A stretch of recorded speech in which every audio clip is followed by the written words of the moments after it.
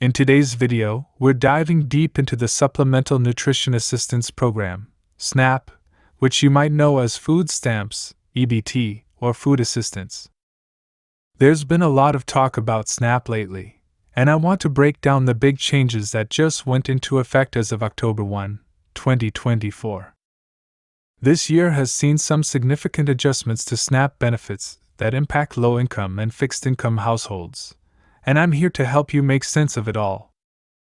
First off, let's talk about the COLA. No, not the one for Social Security or SSDI, those are still pending.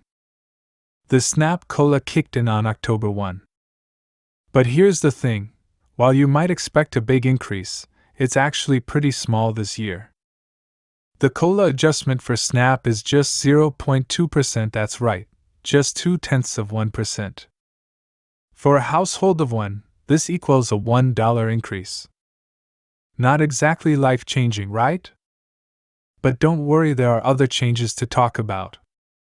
Here's some better news: they've raised the income limits for eligibility. This means you can earn a bit more money and still qualify for SNAP.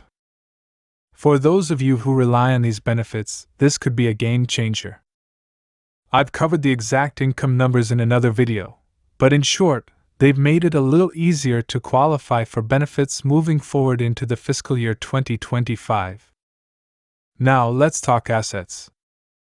If you receive SNAP benefits, you know that having too much in savings or assets can disqualify you. The good news is that the asset limit has been increased. If you don't have someone in your household who's disabled or 60 or older, you can now have up to $3,000 in assets. If you do have someone who meets those criteria, your asset limit is now $4,500. This is a huge relief for many people because it gives you more financial flexibility without risking your benefits. Now, I want to touch on a confusing change. This is about the work requirements for able-bodied adults without dependents, or ABODs. The age range for these work requirements has been increased from 52 to 54. What this means is that if you're between the ages of 18 and 54, you need to fulfill an 80-hour work month, 20 hours per week if you're able-bodied and don't have dependents. This could be through employment, training, or education. If you fail to meet these requirements, you risk losing your SNAP benefits. Now, there are exemptions. If you're disabled, pregnant, or over 54, you won't have to worry about this. But it's definitely something to keep in mind if you fall within that age range. Let's not forget about the Farm Bill. It was supposed to be completed by September 30th of this year, but well, it's still not done. It's now been extended until September 2025. We're waiting to see if there will be any changes to SNAP through this legislation. Some of the possible changes that have been floated include a $29 billion cut to SNAP over the next 10 years, which would reduce funding by $2.9 billion annually. There's also talk about raising the ABOD work requirement age to 55. So, while we haven't seen any official changes yet, it's something to keep an eye on. Here's one more thing that's super important and frustrating. As of October 1, 2024, the federal provision that reimbursed beneficiaries for SNAP benefits stolen through EBT card skimming devices has expired. This was a 2-year provision that protected people from fraud. If your SNAP benefits are stolen due to skimming now, unfortunately, your state likely won't be able to reimburse you because the federal funds are no longer available. So please, be extra careful when using your EBT card. Always check for skimming devices on card readers, and if possible, use your card in trusted locations. Here's the scoop for a household of one. The maximum SNAP allotment only increased by $1, from $291 to $292. Yep, you heard me right, just $1. It's frustrating, right?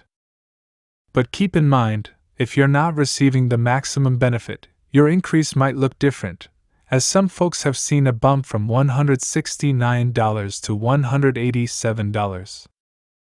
So, while it might seem small, every little bit can help.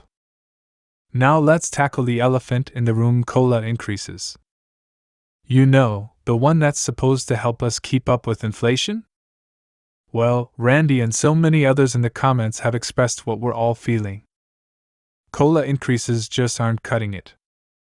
Sure, Social Security beneficiaries saw a 3.2% increase, but does that really cover the rising prices at the grocery store, at the gas pump, or on your utility bill? Unfortunately, it feels like we're just playing catch-up.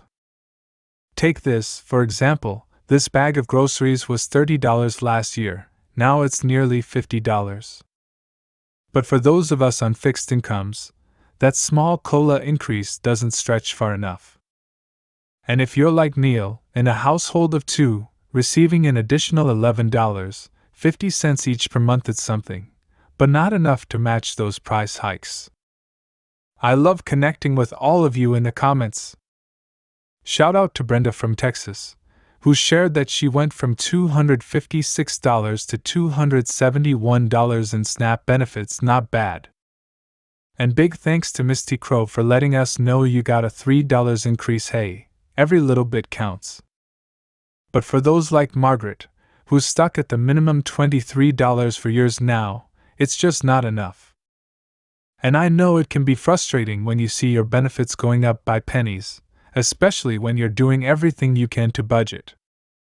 But you're not alone, and that's why we're here to navigate this complicated system together. Here's the thing, folks, this is just the beginning. We've got some huge announcements coming up later this month. SNAP benefits could see more changes, especially with inflation projections and legislative shifts. The rest of the year is going to be packed with updates that could affect your benefits, so buckle up, because Financial Futures will be right here with the latest news. So if you haven't already, make sure to subscribe and turn on those notifications so you don't miss any critical updates. We've got a lot to cover in the coming weeks, including what's next for SNAP, Social Security, and how you can maximize your benefits even when times are tight. Stay strong, stay informed, and as always, let me know in the comments how these changes are impacting you. We're in this together. Thanks for watching, and I'll see you in the next video.